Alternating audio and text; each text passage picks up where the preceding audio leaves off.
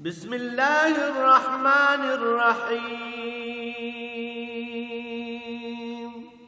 الرحمن علم القرآن.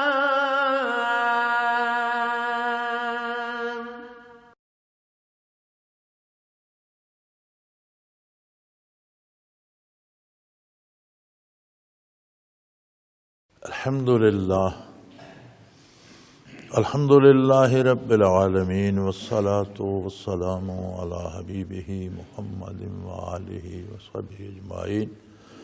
اعوذ باللہ من الشیطان الرجیم. بسم اللہ الرحمن الرحیم.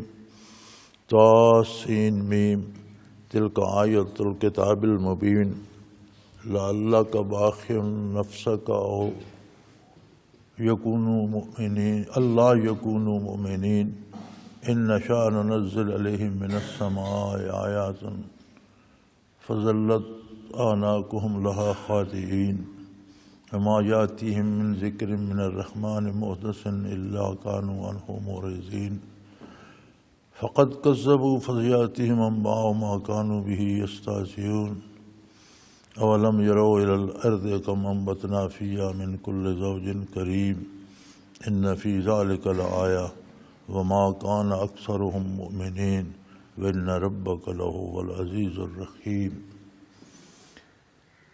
اللہم سبحانک لا علم لنا الا ما علمتنا انک انت العلیم الحکیم. رب اشرح لی صدری ویسر لی امری واحلل عقدۃ من لسانی یفقہوا قولی. رب زدنی علما. مولایا صلی وسلم دائما ابدا علی حبیبک خیر الخلق کلہم.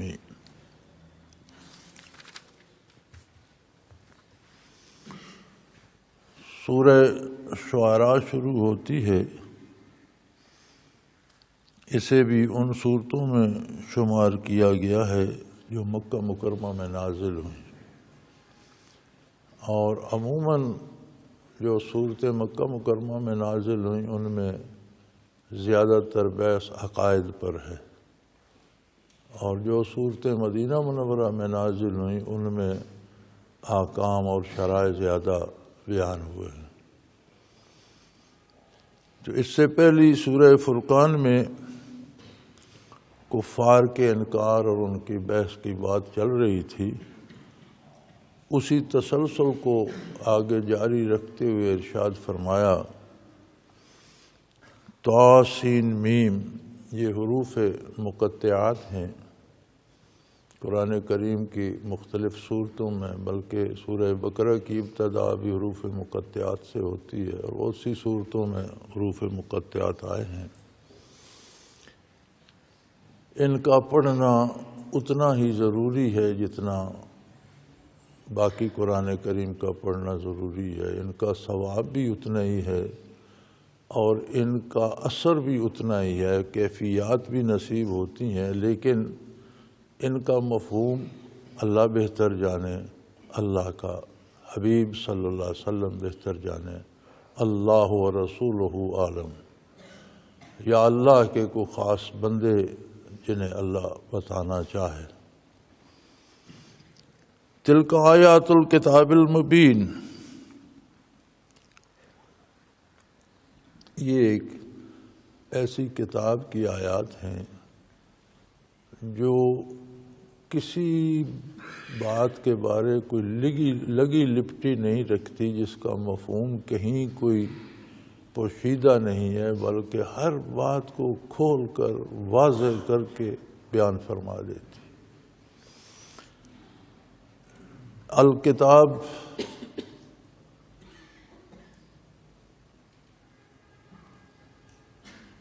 اس کا معنی یہ ہے کہ یہ ایک بے مثال کتاب ہے. کائنات میں اکیلی ایک کتاب ہے جس کی مثال ملنا ممکن نہیں، جس جیسی دوسری کوئی کتاب نہیں. اور اس کی خصوصیت یہ ہے کہ یہ مبین ہے، ہر بات کو بڑی وضاحت سے بیان فرما دیتی ہے.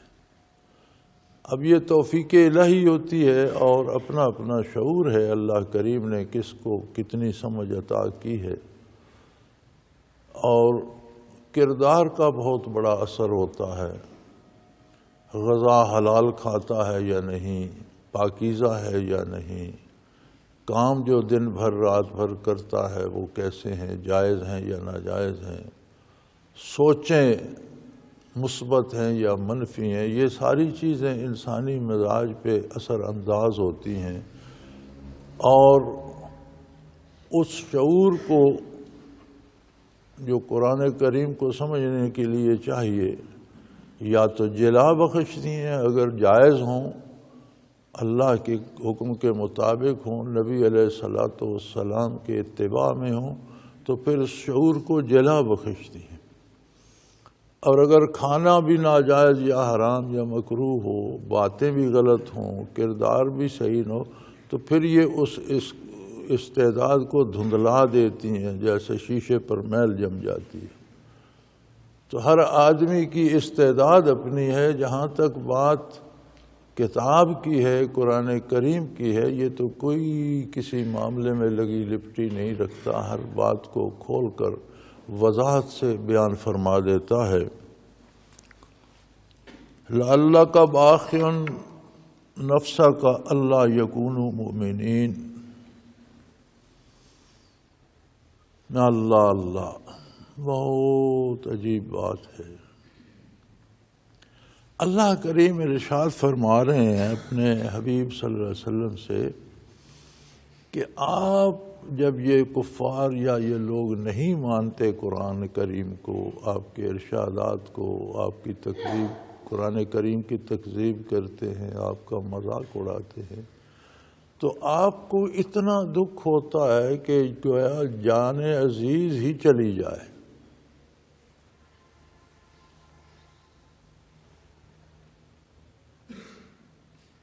نبی علیہ الصلوۃ والسلام یہ بات بھی جانتے تھے کہ یہ مخلوق اللہ نے پیدا فرمائی ہے اور انہیں اختیار دیا ہے کہ یہ اس کی عظمت کا اقرار کرتے ہیں یا نہیں۔ تکوینی امور میں تو جیسے وہ چاہتا ہے ویسے ڈھلتے چلے جاتے ہیں، پیدا ہونے میں، مرنے میں، بیمار ہونے میں، صحت مند ہونے میں، شکل و شباہت میں، قد کاٹ میں، عقل و شعور میں، اور طاقت کمزوری، صحت و بیماری میں، تو کوئی چوں بھی نہیں کرتا، جیسے اللہ چاہتا ہے ویسے ہی گزر بسر کر رہے ہیں سارے۔ یہ جہاں بات ایمان و کفر کی، ماننے نہ ماننے کی آتی ہے، وہاں اللہ نے بندے کو اختیار دے دیا ہے۔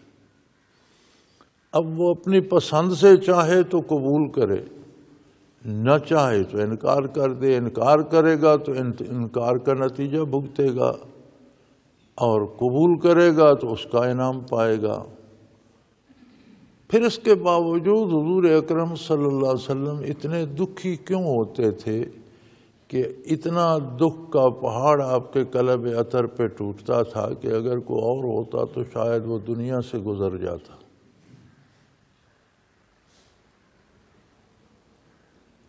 لعلک باخع نفسک، گویا آپ اپنی جان عزیز ہی دے دیں گے کہ یہ ایمان کیوں نہیں لاتے۔ یہ ساری باتیں حضور اکرم صلی اللہ علیہ وسلم نے مخلوق کو تعلیم فرمائی، تو یہ سب جاننے کے باوجود حضور اتنا دکھ کیوں فرماتے تھے؟ اس لیے کہ حضور اکرم صلی اللہ علیہ وسلم کی نگاہ میں وہ حقائق تھے جن تک لوگوں کی رسائی نہیں تھی۔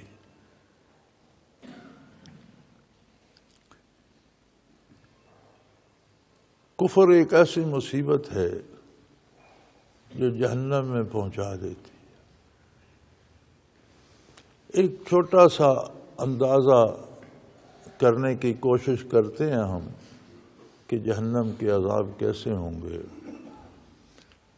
انسانی وجود میں جدید سائنس کی تحقیق کے مطابق 10 کھرب سیل ہوتے ہیں۔ یہ پاؤں کے ناخنوں سے لے کر چوٹی تک 10 کھرب سیل جڑ کر ایک وجود بنتا ہے۔ جن کا قد بڑا ہے ان کے سیل بڑے ہیں، جن کا قد چھوٹا ہے ان کے سیل چھوٹے ہیں۔ تعداد جو ہے باڈی میں، وجود میں سیلوں کی، وہ 10 کھرب ہے ہر ایک۔ یہ 10 خرب سیل جو ہیں، ان کا کام یہ ہے کہ ہر سیل اپنے جیسا دوسرا سیل بنا کر خود مر جاتا ہے۔ تو 10 خرب میں سے کروڑوں روز مرتے ہیں، کروڑوں نئے پیدا ہوتے ہیں۔ سائنسدان یہ بھی کہتے ہیں کہ کسی سیل کی عمر 6 مہینے سے زیادہ نہیں ہے، گویا 6 مہینے بعد انسان کا سارا وجود نیا ہو جاتا ہے، نئے سیل آ جاتے ہیں۔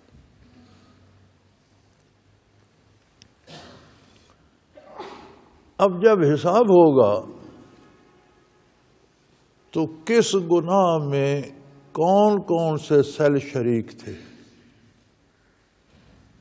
اللہ کریم سے یہ امید تو نہیں رکھی جا سکتی کہ گناہ کرتے وقت جسم کے سیل اور تھے، سزا بھگتتے وقت اور ہوں، یہ تو نہیں۔ جس نے جو گناہ کیا ہے اس کی سزا پائے گا۔ تو قیامت کو جو وجود ہوں گے وہ جتنے سیل، یعنی سال میں 2 بار وجود نیا ہو جاتا ہے، تو 60 سال کے بندے کا تو 90 دفعہ بدل چکا، 120 دفعہ بدل چکا۔ تو گویا وجود اگر 60 سال کا بندہ فوت ہوا ہے تو عذاب کے وقت جس گناہ میں، جس جرم میں، جس کفر میں، جس شرک میں جو سیل شریک تھے وہ اس کی سزا پائیں گے۔ دوسرے جو سیل مر گیا، نیا آیا، اس نے جو جرم کیا وہ اس کی سزا پائے گا۔ تو یہ محض جلنا نہیں ہوگا دوزخ میں، ہر سیل میں آگ مختلف قسم کی ہوگی جیسے اس کے گناہ ہیں۔ تو یہاں تو کسی کو جلائیں بھی تو تکلیف ایک سی ہوتی ہے، جہنم کی تکلیف ایک وقت میں کروڑوں قسم کی ہوگی، ہر سیل کی الگ۔ اور اندازہ کیجئے کہ کسی کو ہر سیل میں الگ مقدار کا درد ہو رہا ہو تو اس کا کیا عالم ہوگا۔ ہر سیل میں الگ سی آگ لگ رہی ہو تو اس کی حالت کیا ہوگی۔ اسی طرح جو لوگ اللہ کا انعام پائیں گے اور جنت جائیں گے تو ان کے ہر سیل کو اپنے اس اعمال کے مطابق لذت نصیب ہوگی۔ گویا ایک کھانا بندہ کھا رہا ہے، یا فروٹ کھا رہا ہے، یا مشروب پی رہا ہے، تو ایک سی لذت نہیں ہوگی، ہر سیل کی لذت الگ ہوگی۔ تو نبی علیہ الصلوۃ والسلام کی نگاہ پاک تو اس منظر کو دیکھ رہی تھی کہ جہنم میں ان کے ساتھ ہوگا کیا۔ اس لیے حضور اکرم صلی اللہ علیہ وسلم کو دکھ ہوتا تھا کہ کاش یہ وہاں نہ جائیں، وہاں سے بچ جائیں۔ اللہ اللہ اللہ، آپ صلی اللہ علیہ وسلم تو کافروں کے دکھ میں گھلتے تھے۔ آج ہم امتی ہونے کا دعویٰ لے کر جو کچھ کر رہے ہیں، آج آپ کے کلیب اطہر پہ کیا گزرتی ہوگی۔ یہ آج کی دہشت گردی، یہ قتل و غارت گری، یہ چوری ڈکیٹی، یہ رشوت، یہ لوٹ مار،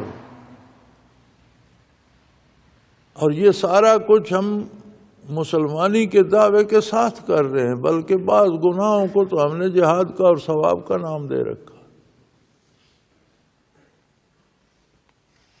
تو ہم صرف برائی کر کے بندہ صرف اللہ کی نافرمانی نہیں کرتا، صرف اللہ کو ناراض نہیں کرتا، بلکہ نبی کریم صلی اللہ علیہ وسلم کا دل بھی دکھاتا ہے۔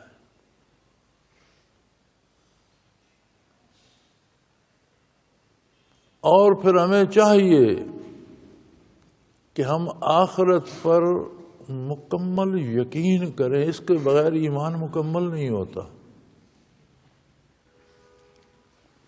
اللہ کریم نے تاکید فرمائی ہے کہ وہ لوگ جو آپ کی بات کو مانتے ہیں، جو آپ سے پہلے نازل ہوئی کتابیں اور انبیاء ان کو مانتے ہیں، الذین یؤمنون بما انزل الیک وما انزل من قبلک، جو کچھ آپ پر نازل ہوا اس پر بھی ایمان لاتے ہیں، آپ سے پہلے جو نازل ہوا اس کو بھی برحق مانتے ہیں۔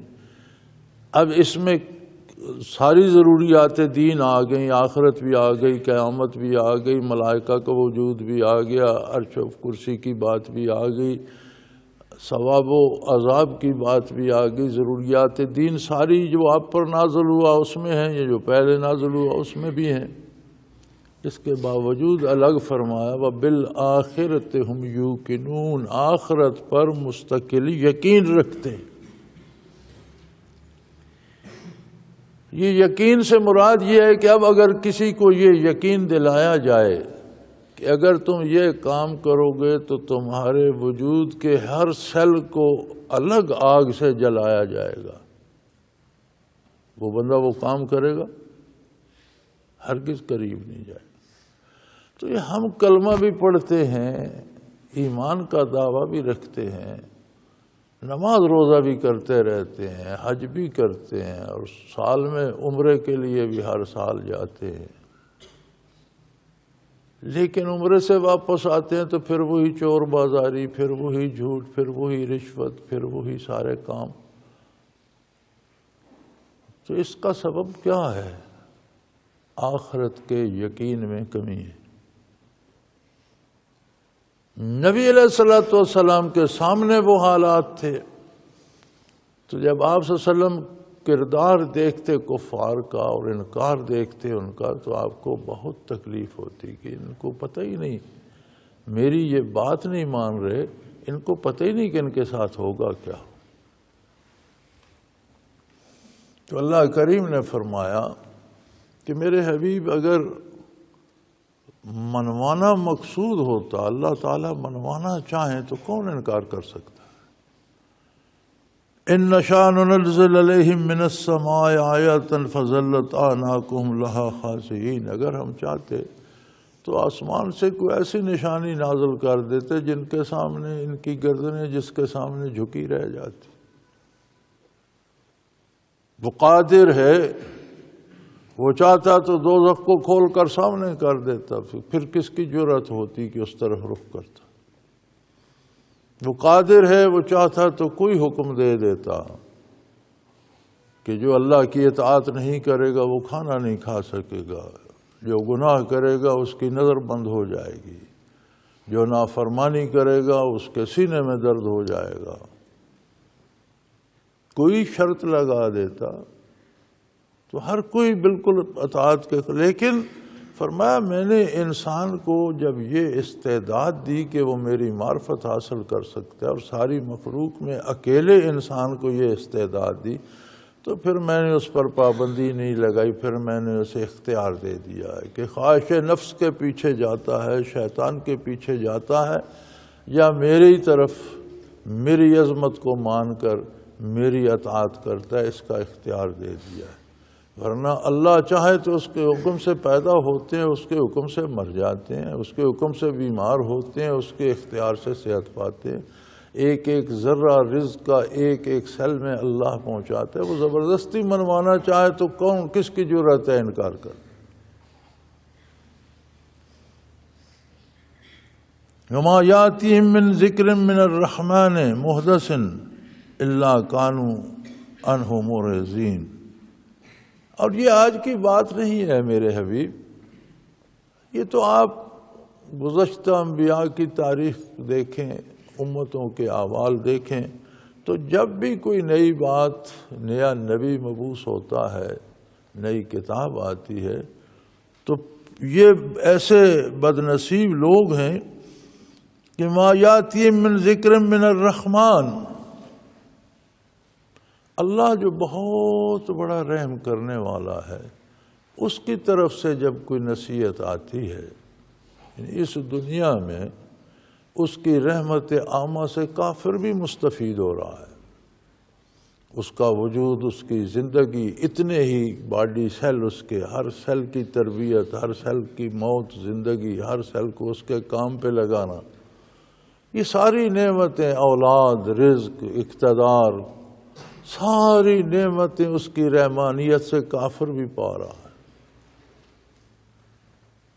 اور پھر اتنا محسن اعظم جب اس کی طرف سے بات آتی ہے اللہ کانوا عنہ معرضین، تو ان کے پاس سوائے انکار کے کچھ نہیں ہوتا، اعتراض، منہ پھیر کے چل دیتے ہیں، اس پر انکار کرتے ہیں، ماننا نہیں چاہتے۔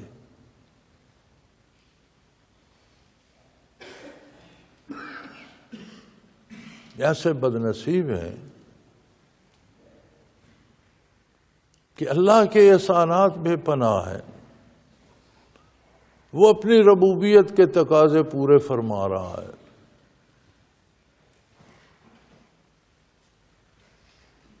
وہ ایک دادا جان اللہ کریم ان کے مغفرت فرمائے، درجات بلند فرمائے، ایک پنجابی شعر پڑھا کرتے تھے کہ پالن والا سر تے حاضر کل جیاں نو پالے، پالن والا سر تے حاضر کل جیاں نو پالے، اے بھی ویکھ نہ دھکے در تو رنج ہو برات نہ ٹالے۔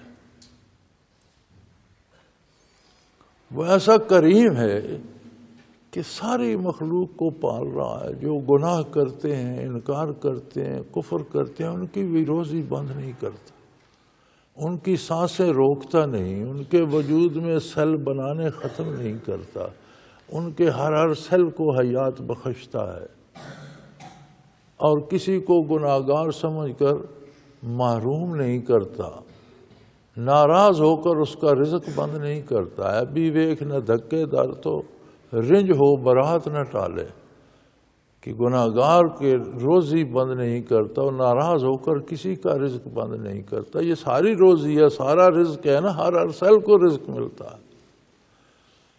نگاہ بھی اس کا دیا ہوا رزق ہے، حواس خمسہ بھی اس کا دیا ہوا رزق ہے، وجود کا ایک ایک انگ، ایک ایک سیل اس کا دیا ہوا رزق ہے، اس کی عطا کردہ نعمت ہے۔ تو اپنی طرف سے وہ کمی نہیں کرتا۔ یہ انسان ہے جو ناشکرا ہے اور کفر کرتا ہے یا گناہ میں ملوث ہو جاتا ہے، لیکن یہ نظام اس عالم تک رہے گا۔ جب موت آتی ہے تو پھر وہ اس عالم رحمانیت سے آگے چلا جائے، آخر میں رحمت ہے، رحمانیت نہیں ہے، اور رحمت مشروط ایمان سے ہے۔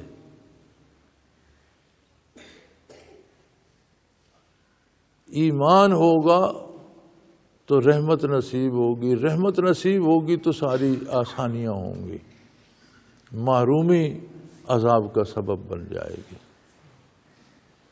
تو فرمایا جب بھی کوئی نبی مبعوث ہوتا ہے یا نئی کتاب نازل ہوتی ہے یا دین آتا ہے، اور وہ اللہ رحمان کی طرف سے آتا ہے، جو ان کے ایک ایک ذرے کو، جسم کے ایک ایک انگ کو پال رہا ہے، اس کی طرف سے آتا ہے، یہ ایسے ناشکرے ہیں کہ اس کا انکار کر دیتے۔ فقد کذبوا، انکار تو انہوں نے کر لیا، یہ جرت انہوں نے کر لی۔ فَسَيَأْتِيهِمْ أَنْبَاءُ مَا كَانُوا بِهِ يَسْتَهْزِئُونَ، اور جس قیامت اور آخرت اور حساب کتاب کا یہ مذاق اڑاتے تھے، بہت جلدی انہیں اس سے سابقہ پڑنے والا، بہت جلد وہ سب کچھ سامنے آ جائے گا۔ ایک تو قیامت وہ عظیم حادثہ ہے جو قائم ہوگی اور ساری کائنات تباہ ہو جائے گی اور پھر سے زندگی عطا ہوگی، لیکن حضور اکرم صلی اللہ علیہ وسلم کا ارشاد عالی ہے، من مات فقد قام قیامتہ او کما قال رسول اللہ صلی اللہ علیہ وسلم، کہ جو مرتا ہے ایک طرح سے اس کی قیامت تو قائم ہو جاتی ہے، برزخ سامنے آ جاتا ہے، آخرت سامنے آ جاتی ہے، عذاب ثواب شروع ہو جاتا ہے، تو ایک طرح سے ایک چھوٹی قیامت تو اس پہ گزر جاتی ہے۔ کتنی زندگی ہے، کتنا یہ جی لیں گے۔ آگے کی بات مستقبل کی ہو نا، کوئی بندہ آج ہم سے وعدہ کرے کہ آپ کا یہ کام میں 5 سال بعد کروں گا، تو بندہ چکرا کے رہ جاتا ہے کہ بھئی آپ نے تو انکار ہی کر دیا، 5 سال تک کیا ہوگا کیا نہ ہوگا۔ کوئی سال کا بھی کہے تو بڑا لمبا لگتا ہے کہ یار میرے یہ تم نے پیسے دینے تھے، سال بعد دو گے، کتنی زیادتی ہے۔ لیکن پیچھے جو ہم 65 70 80 سال گزار چکے ہیں، ذرا مڑ کے دیکھیں تو ایسے پتہ چلتا ہے یار کل تو ہم لڑکے تھے، کھیلتے کودتے تھے، کل تو ہم سکول میں تھے. ایسے پتہ چلتا ہے کہ کوئی دیر نہیں لگی، سال اس طرح نکل گئے جیسے ہاتھ سے ریت پھسل جاتی. تو زندگی تو نکل جائے گی، آخرت سامنے آئے گی تو جس چیز کا یہ مذاق اڑاتے تھے وہ سچ ہو جائے گی. پھر انہیں پتہ چلے گا کہ آخرت کا مذاق اڑانے کا نتیجہ کیا ہے. اولم یروا الی الارض کم انبتنا فیہا من کل زوج کریم. کیا انہوں نے کبھی زمین پر نگاہ نہیں ڈالی؟ ایک تو کائنات کا وسیع تر نظام ہے، سورج، چاند، ستارے، ہوائیں، بادل، بارشیں، یہ بہت بڑا نظام ہے. زمین پر دیکھو، چھوٹے چھوٹے گھاس کے تنکے، جڑی بوٹیاں کتنی بے شمار پیدا کی ہیں، گنی نہیں جا سکتی. ہر بوٹی، ہر جڑی بوٹی میں بھی نر و مادہ ہے، جوڑا جوڑا پیدا کی ہیں. زوجن کریم، خوبصورت جوڑے پیدا کیے ہیں، خوبصورت بوٹیاں چھوٹی چھوٹی بھی نر مادہ ہیں، ان میں بھی نسل چلتی ہے اور ان میں سے بھی آگے بیج بنتے ہیں. کوئی گھاس کا تنکا بھی آپ نے نافرمانی کرتے دیکھا ہے؟ لوگوں تم نے دیکھا ہے کہ کوئی ایک پتا بھی اللہ کی نافرمانی کرتا ہو؟ کوئی ایک جڑی بوٹی اپنا کام چھوڑ دے؟ کوئی ایک چھوٹا سا تنکا کہے میں اپنی جو جو ان کے ذمے ہے وہ کام وہ کر رہے ہیں. تو تمہیں تو اس نے انسان بنایا، بے شمار کمالات دیے، پھر تمہیں یہ جرأت رندانہ دی، یہ توفیق دی، یہ استعداد دی کہ تم اس کی ذات کی طلب کر سکتے ہو. ساری کائنات اس کے حکم کی تابع ہے. حاکم کے طرف نگاہ اٹھانے کی جرأت ملائکہ کی بھی نہیں، کائنات کی کسی شے کی نہیں. حاکم کیسا ہے، اس کی ذات کیسی ہے، صفات کیسی ہیں، یہ کوئی نگاہ نہیں اٹھا سکتا سوائے انسان کے.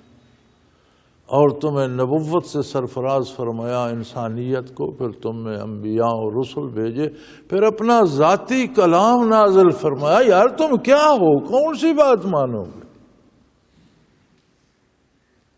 اس سب کے باوجود تم پھر شیطان کی بات مانتے ہو، نفس کی بات مانتے ہو، گناہ کرتے ہو، برائی کرتے ہو، اللہ کے احکام کا انکار کر دیتے ہو. کافر نے تو زبانی بھی انکار کر دیا، اس لیے وہ کافر کہلایا. لیکن مومن بھی جب گناہ کرتا ہے تو اللہ کے حکم کا تو انکار، عملاً تو انکار ہی کر رہا ہوتا. زبانی کہتا رہے میں مانتا ہوں، لیکن عملاً جہاں بھی نبی کریم صلی اللہ علیہ وسلم کی اطاعت کا دامن چھوٹا تو عملاً تو انکار ہو گیا. تو فرمایا وَلَمْ يَرَوْا إِلَى الْأَرْضِ، کبھی تم نے زمین پر نگاہ نہیں ڈالی؟ تمہارے پاؤں کے نیچے آ کر روندی جاتی ہیں کتنی جڑی بوٹیاں ہیں، کتنے چھوٹے چھوٹے پودے ہیں، سب اللہ کی اطاعت کر رہے ہیں اور اس کے پروگرام کے مطابق کام کر رہے ہیں. وَمَا كَانَ أَكْثَرُهُمْ کم انبتنا فیہا من زوج کریم ان فی ذلک لآیہ. اس میں بہت بڑی دلیل ہے عظمت الہی کی. ما کان اکثرهم مومنین، لیکن انسانوں کی اکثریت یہ سب کچھ دیکھ کر بھی ایمان نہیں لاتی. اکثریت ہمیشہ انکار کی طرف رہی ہے. یہ انسان کی بد نصیبی اور بدبختی کی انتہا ہے کہ وہ عظمت الہی کا قائل نہ ہو سکا. اور حیرت مجھے اپنے آپ پہ ہوتی ہے،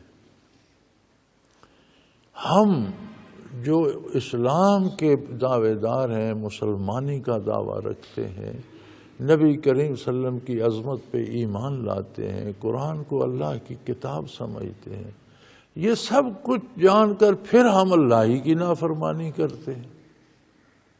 اور مجھے حیرت اس وقت ہوتی ہے کہ جب ای میل آتی ہے، خط آتا ہے، جی دعا کریں کہ میں نماز پڑھنے لگ جاؤں. آپ نے نماز پڑھنی ہے اس خالق عظیم کی عظمت کو مان کر، اس کے حکم کے مطابق، اس کی اطاعت کے مطابق. اور آپ نے نماز اس لیے پڑھنی ہے کہ آپ نے کچھ لینا ہے. کبھی کسی نے یہ نہیں کہا دعا کریں کہ میں تنخواہ لے لوں.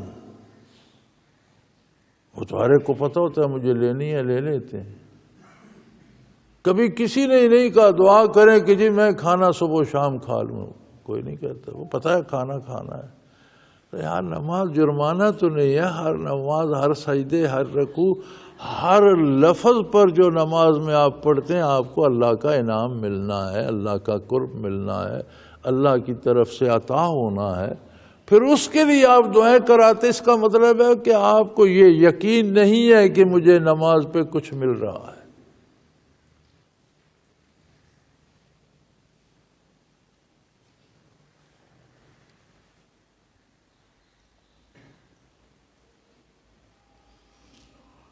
اللہ کریم فرماتے ہیں کہ یہ مساجد جو ہیں یہ بارگاہ الہی ہے. ما کان لہم من یدخلوها الا خائفین. مسجد میں جو کوئی داخل ہوتا ہے تو اسے زیب نہیں دیتا سوائے اس کے کہ وہ لرزاں ترساں مسجد میں داخل ہو کہ بارگاہ الہی ہے، یہاں میں نے اللہ کے روبرو کھڑا ہونا.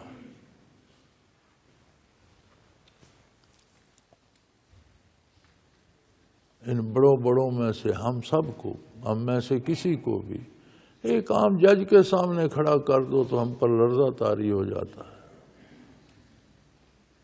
ایک عام پولیس افسر کے سامنے جامنا پڑے تو ہماری جسم میں تھر تھراہٹ شروع، کپ کپی شروع ہو جاتی ہے. پتہ نہیں وہ کیا کہتا ہے، میں کیا کہتا ہوں. اس بارگاہ میں تو رب العالمین کے روبرو کھڑا ہونا ہے. یہاں دیدہ دلیری کیسی؟ ما کان لہم من یدخلوها الا خائفین. لوگوں کو زیب نہیں دیتا کہ مسجد میں داخل ہوں اور پھر ان میں دلیری اور جرأت بھی ہو، بے باکی بھی ہو، لرزاں و ترساں داخل ہوں. فرمایا یہ ساری نشانیاں، یہ سارے دلائل دیکھ کر ما کان اکثرہم مومنین، پھر انسانوں کی اکثریت ایمان نہیں لاتی. دوسری جگہ آتا ہے وَقَلِيلٌ مِّنْ عِبَادِيَ الشُّكُورُ، میرے شکر گزار بندے ہمیشہ کم ہوں.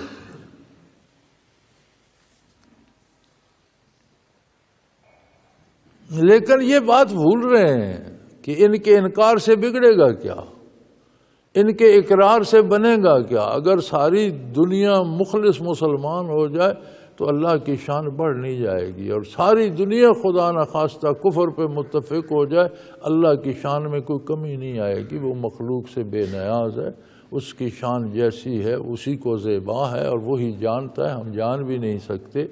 ہماری عقل، ہمارے علم، ہمارے دائرۂ اختیار سے باہر ہے، بالا تر ہے.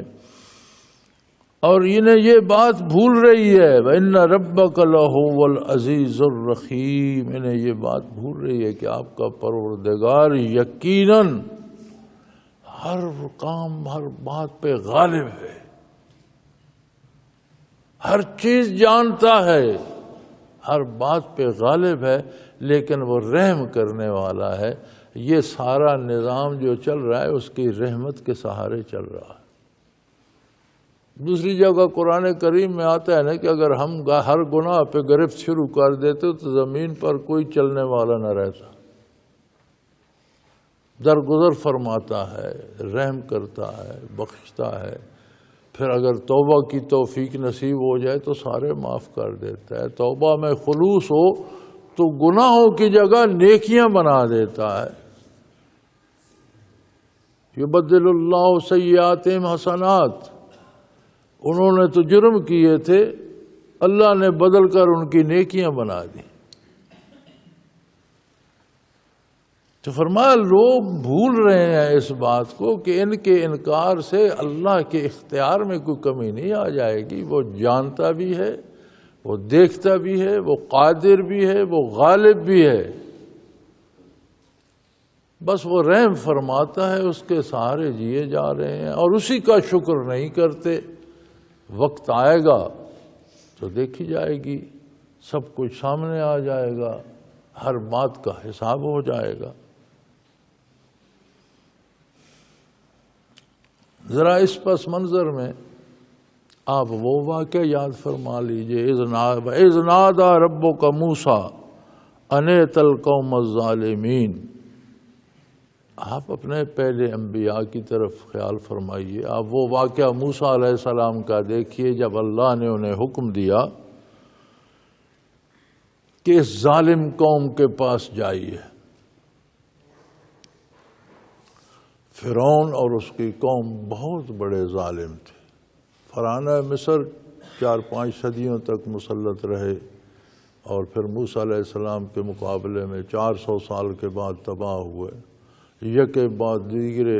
فرعون ان کا لقب تھا، جو بادشاہ اقتدار میں آتا وہ فرعون کہلواتا، اور جو اقتدار میں آتا وہ اپنے خدا ہونے کا دعویٰ کرتا اور خود کو سجدے کرواتا اور اپنی عبادت کرواتا تھا۔ تو فرمایا بہت ظالم، سخت گیر اور تشدد پسند واقعہ ہوئے تھے۔ تو موسیٰ علیہ السلام کو اللہ کریم نے حکم دیا، آواز دی،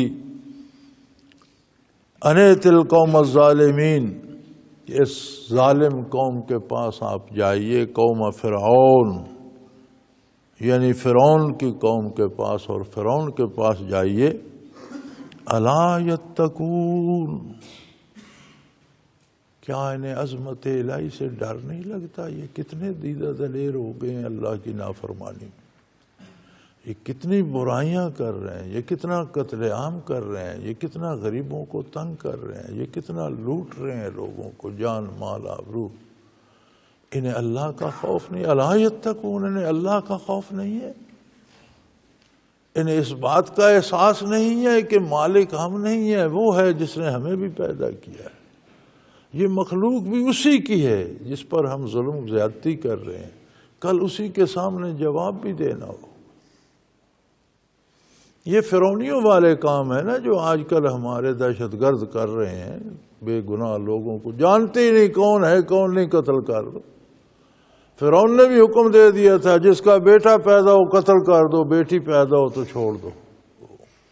نہ تو نے بیٹے کو دیکھا، نہ تو جانتا ہے، نہ وہ بھی معصوم آج پیدا ہوا ہے، نیک ہوگا بد ہوگا، بھلا ہوگا برا ہوگا، قتل کر دو۔ یہی آج کل یہ دہشت گردی ہو رہی ہے کہ جو مل جائے اسے قتل کر دو، کوئی پتہ نہیں نیک ہے بد ہے، اچھا ہے برا ہے، شریف ہے بدمعاش ہے، غریب ہے امیر ہے، کوئی تمیز نہیں۔ اور پھر امیروں کو تو ایک حد تک تحفظ حاصل ہے، ان کے پاس وسائل ہوتے ہیں، وہ اپنی حفاظت کا۔ غریب بیچارہ کیا کرے، جس نے مزدوری پہ جانا ہے، بازار میں سودا خریدنے جانا ہے، دکان کھولنی ہے، تو وہ اس کے پاس اتنے وسائل تو نہیں کہ وہ اب سیکیورٹی گارڈ رکھے یا اپنا تحفظ کرے، بس مارو غریبوں کو۔ تو یہ ظلم ہے اور یہ فرعونیت ہے۔ تو فرمایا موسیٰ علیہ السلام کو اللہ کریم نے فرمایا کہ جائیں اس ظالم قوم کے پاس تشریف لے جائیں، قوم فرعون کے پاس، اور ذرا یہ دیکھیں تو صحیح، کیا یہ ڈرتے نہیں؟ انہیں بعد از موت کا کوئی خوف نہیں، انہیں موت کا کوئی اندازہ نہیں۔ تو موسیٰ علیہ السلام نے عرض کی، بار الہ قال رب انی اخاف ان یکذبون، بار الہ مجھے خطرہ یہ ہے کہ وہ میری بات نہیں مانیں گے،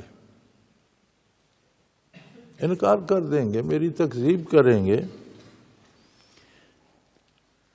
پھر وَيَضِيقُ صَدْرِي، میرا سینہ بھی تنگ ہوتا ہے، گھٹا رہتا ہے، اور جب یہ نافرمانی اور برائی دیکھتا ہوں تو مجھے بہت تکلیف ہوتی ہے، میرا دل تنگ ہوتا ہے، میرا سینہ تنگ ہو جاتا ہے۔ وَلَا يَنْطَلِقُ لِسَانِي، اور میری زبان میں بھی روانی نہیں ہے، لکنت ہے۔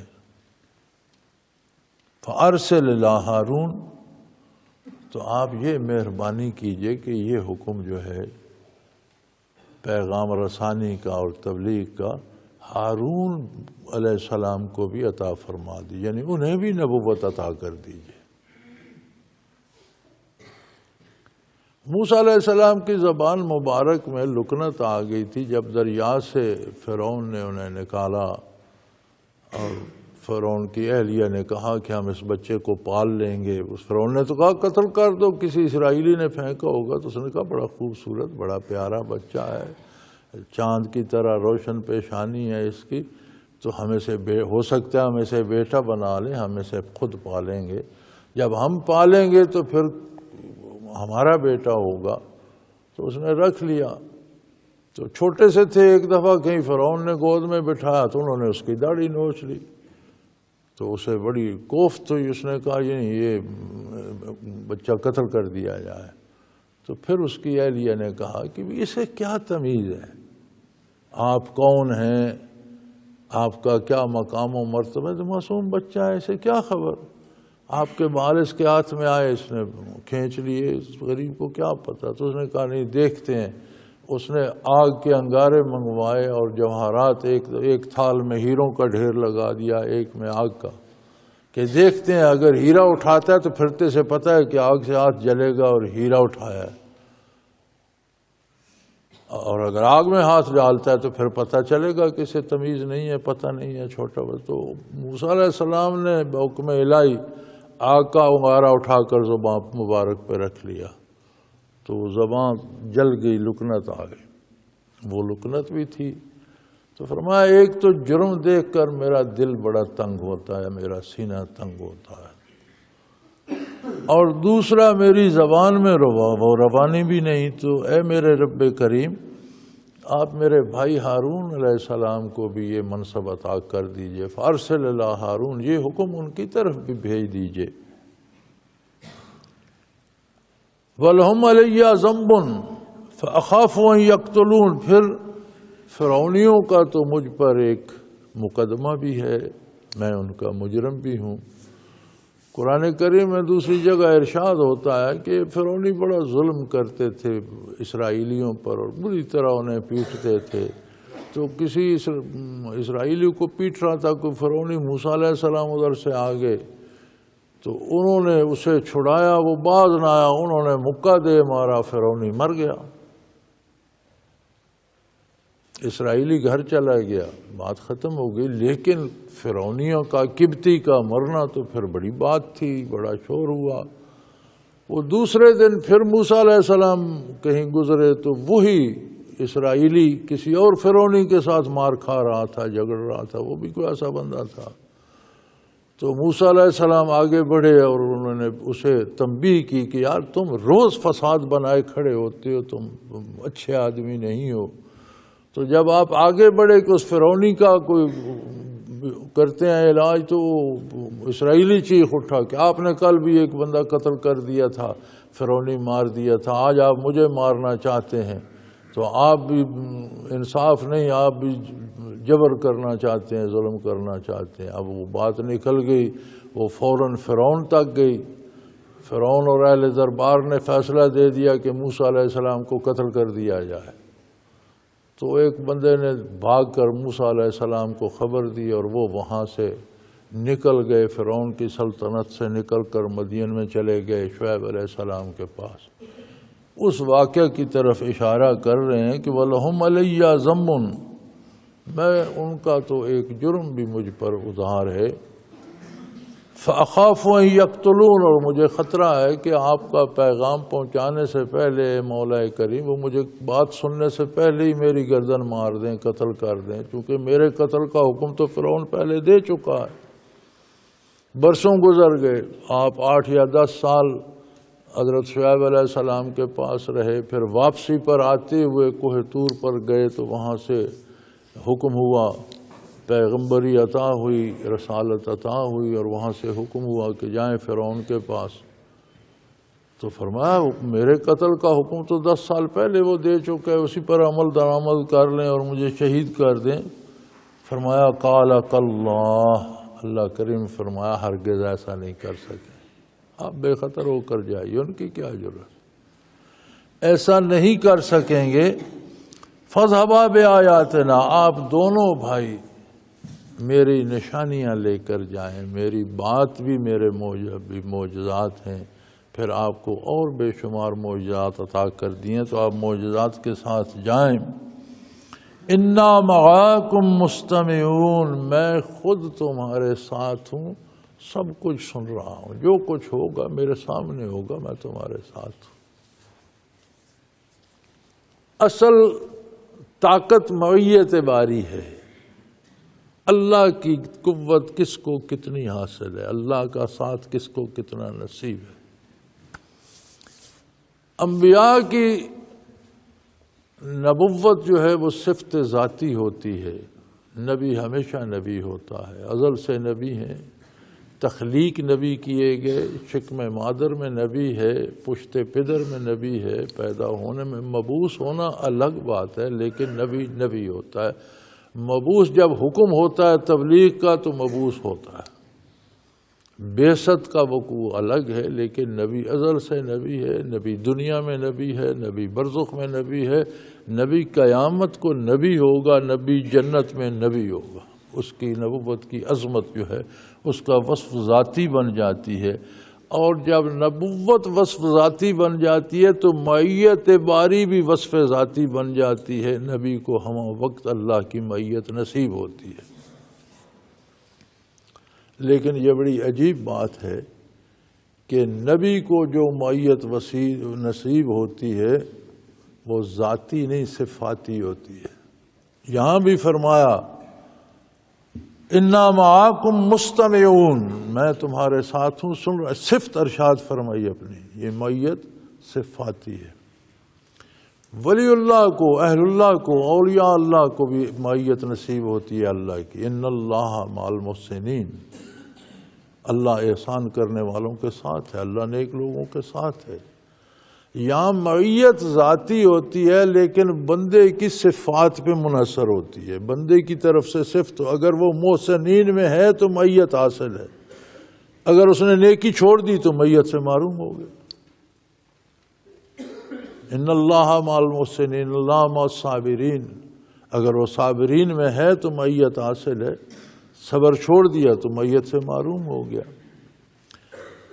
پوری کائنات، اللہ کی ساری تخلیق میں دو ہستیاں ہیں جن کو ہمہ وقت معیت ذاتی حاصل ہے۔ غار ثور میں جب حضور تشریف لے گئے، مشرکین مکہ تلاش کرتے در پہ پہنچ گئے تو سیدنا ابوبکر صدیق بہت گھبرائے۔ آپ فرماتے ہیں کہ نبی کریم صلی اللہ علیہ وسلم کا سر مبارک میری گود میں تھا اور میں بیٹھا تھا، اور مجھے کفار کے گھٹنوں کے نیچے سے ٹانگیں نظر آ رہی تھی، اگر وہ اتنا جھک کر دیکھتے تو ہمیں دیکھ لیتے۔ تو مجھے بہت ڈر لگا، نبی کریم صلی اللہ علیہ وسلم کی طرف سے بہت خطرہ پیدا ہوا، تو اللہ نے فرمایا لا تحزن، حضور کو حکم دیا کہ نہیں کہیے کہ آپ کا دکھ نہ لا تحزن ہوتا ہے محبوب کا دکھ، حزن جان کا خوف نہیں ہوتا۔ حضرت یعقوب علیہ السلام کے بارے قرآن کریم نے کہا کہ وَبْيَضَّتْ عَيْنَاهُ مِنَ الْحُزْنِ، یوسف کے دکھ میں رو رو کر ان کی آنکھیں سفید ہو گئی۔ حزن کا معنی ہوتا ہے محبوب کا دکھ، کسی پیارے کا دکھ۔ تو اللہ کریم کے حکم سے حضور نے ابوبکر صدیق سے فرمایا لا تحزن، آپ میرا غم نہ کریں، آپ کیوں اتنے گھبرا گئے ہیں، مجھے کچھ نہیں ہوگا۔ کیوں کچھ نہیں ہوگا؟ ان اللہ معانا، اللہ ہم دونوں کے ساتھ ہے۔ اس طرف بھی اللہ کی ذات ہے، صفت نہیں ہے، ادھر بھی ذات ہے محمد الرسول اللہ کی اور ابوبکر صدیق رضی اللہ عنہ کی، یعنی دو ذاتوں کو معیت ذاتی نصیب ہے۔ انبیاء میں آقا نامدار حضرت محمد الرسول اللہ صلی اللہ علیہ وسلم کو، اور غیر انبیاء میں ابوبکر صدیق کو۔ اگر مومنین کو ہم تقسیم کریں تو دو قسمیں بنتی ہیں، نبی اور غیر نبی۔ انبیاء میں ہر نبی کو معیت حاصل ہے، نبی کی ذات ہے، میت صفاتی ہے، ہر ولی کو میت حاصل ہے، اللہ کی ذات ہے اور ولی کی صفات ہیں۔ دو ہستیاں ایسی ہیں، ایک غیر انبیاء میں اور ایک انبیاء میں، محمد الرسول اللہ صلی اللہ علیہ وسلم انبیاء میں اور غیر انبیاء میں ابو بکر صدیق، جن کی ذاتوں کو اللہ کی ذاتی معیت حاصل۔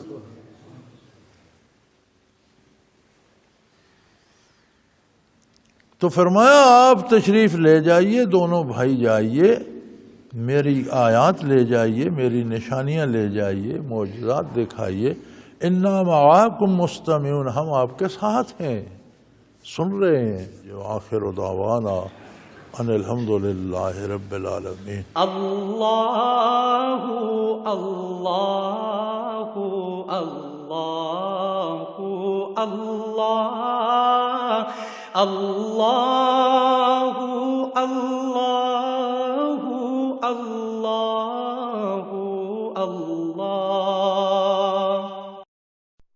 حضرت امیر محمد اکرم آوان مد ذلہ العالی دارالعرفان منارہ ضلع چکوال میں سالہ سال سے قرآن و حدیث کے اوپر خطابات کر رہے ہیں اور سلسلہ نقشبندیہ اویسیہ کے مطابق لوگوں کو ذکر الہی کی تربیت دے رہے ہیں۔ وہ قرآن پاک کی تفسیر ترتیب وار بیان کر رہے ہیں۔ تفسیر قرآن کو وہ موجودہ ملکی اور بین الاقوامی حالات کے مطابق بیان کرتے ہیں۔ موٹر وے سے کلر کہار کے انٹرچینج سے نکلتے ہوئے، کلر کہار کی جھیل سے ہوتے ہوئے، میانی، بوچھال اور نورپور سے گزرتے ہوئے دارالعرفان منارہ پہنچ سکتے ہیں۔ حضرت امیر محمد اکرم آوان نے بچیوں اور بچوں کی دینی اور دنیاوی تعلیم کے لیے سقارہ اکیڈمی کے نام سے ایک درسگاہ بھی قائم کی ہے، جس کا افتتاح ملک پاکستان کے صدر جنرل محمد ضیاء الحق نے اپنے دست مبارک سے کیا تھا۔ وہ تمام احباب جو اسلام کی طلب رکھتے ہیں، ان سے گزارش ہے کہ دارالعرفان منارہ ضلع چکوال میں امیر محمد اکرم آوان صاحب کے خطابات سے مستفید ہوں۔ وہ ہر جمعے کو نماز سے پہلے بیان فرماتے ہیں۔ ہر ماہ کی پہلی اتوار کو ماہانہ اجتماع ہوتا ہے، جس میں آپ خصوصی خطاب فرماتے ہیں اور پاکستان کے چاروں صوبوں سے احباب اس اجتماع میں شرکت کرتے ہیں۔ اس کے علاوہ یہاں سال میں 2 مرکزی اجتماعات بھی ہوتے ہیں، ایک رمضان المبارک میں اعتکاف کا اجتماع اور دوسرا جولائی اور اگست میں 40 دن کا اجتماع ہوتا ہے، جس میں روحانی تربیت کی جاتی ہے۔ اپنا خون سیماب دے کر اتنا ہم کر جائیں گے، نام آقا کا چمن میں پھر رقم کر جائیں گے۔